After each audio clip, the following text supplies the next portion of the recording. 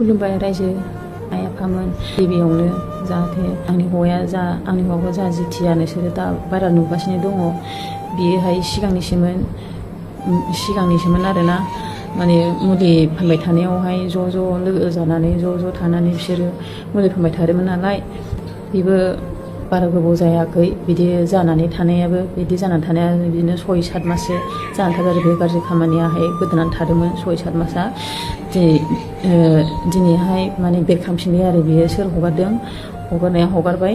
ओमफ्राय लोगो दिगि बिदिनो लोगोआबोथ' जोबा सोरबा मोजां थायो सोरबा गाज्रि थायो सोरबा लोगो सासेया बिदिनो हगारनाय जाहैबाय आरो बियो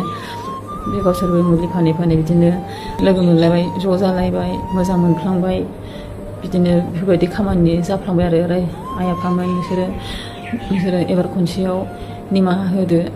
आं निमाहा बिबाय दिनै हौवानि थाखाय आं दिनै नोंसिनाव निमाहा बिबाय आइ आफामोन रायजो राजामोन अननानै प्लिज बेखौ नोंसोरो जेबो साजा दाहोसै एबार खेबावहाय बिदिनो फिसा खैफोदाथ' बे लाबबाय थायो बुजिया सोमजियानो गोसो गोथौ बुजिनायाबो बारा गैखाया नोंसोरो मिथिखागौ रायजो राजामोन नोंसोरो मिथिखागौहा बिनि रायलायनाय बिनि माबा कुइसनफोरखौहाय नोंसोरो मिथिखागौ माबायदि रायलायो नोंसोरो मिथिखागौ अननानै प्लिज बेखौ साजा दाहोसै आरो आं दिनै नोंसिनाव खेमा बिबाय आरो बेखौ जेबो साजा दाहोसै एबार खेबावहाय आरोना गुरैयैनो नोंसोरो बेखौहाय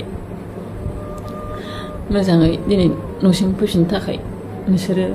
लामा होदो जाहाथे हौवायाबो जेराव मेरावनो थांनानै दंहैयो गोजानाव दंहैयो बुजानो गिनानै माबाफोर खालायजानो गिनानै बे थोथोर गिबाय आरोना रायजोबो जाहाथे बेखौ जेबो दा खालामसै आरो अननानै प्लिज गथ' गथाय दं आंहाबो फिसाया 3 दङ गथ' गथाय दं बेखौ मोजां फैफिननो होदो जाहाथे साजा दाहोसै उनावहाय माबाफोर दायदस खालायबावबाय बेखौ रोजा साजा होनो हागोन रायजोफोर दिनै आं नोंसिनाव बेसेबां होननानै खेमा बिबाय रायजोफोर अननानै प्लिज बेखौ मोजाङै मोजां फैफिननो होदो फैयोब्लाबो बेखौहाय मोजाङै गावनि लास्ट साजाबो जानो हासिगौ बियो बे इसोरनि लामा देखायनाय साजा होनाय जानो हागौ एबार खेबावहाय रायजो राजाफ्राबो खेमा होदो एबार खेबाव बुजिसिगोन बियो खेमा होदोंबाबो खालायदो रायजोफोर आइ आफामोन अनदो प्लिज एबार खेबाव साजा दाहोसै मोजां